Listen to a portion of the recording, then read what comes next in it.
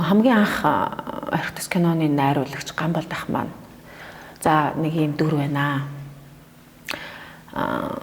Чи жүжигчин болох гэж байгаа бол энэ дүр дээр л тоглоо. Чадахгүй бол байл. За би тэр гол дүрийн одоо тэр ханд гэж эмэгтэйг маш их өрөвдсөн.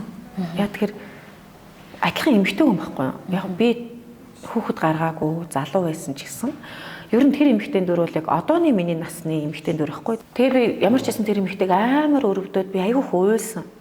Ямар өрөвдөлтэй юм бэ гэлтэл ер нь яаж ч гэсэн би өөрийгөө ингээд жишээ авч бодож үзэж байхгүй. Нэг гоё хайр дурлалтай уучраал тэг гоё ингээл аз жаргалтай амьдрал эхлүүлж ингээл тусдаа гараал яг амьдрах гал ингэсэн чинь өөрөө ч хүүхэдтэй болоогүй хахад нөхрийнх нь нууц хүүхэд гэл гарч ирэл хүн авчраад өгөхөр чинь айгүй хэцүү шттэ.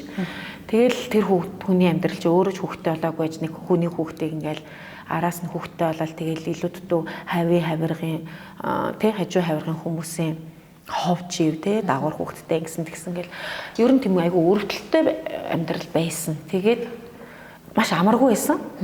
Орхитос тоглосны дараа бол би маш их тийм ядаргаан стресст бол орсон. Тэгээд өрсөлдөө талбай дээр би чинь ухаан алдаж унаад эмнэлэг төрөл өвдөжсэн шүү дээ.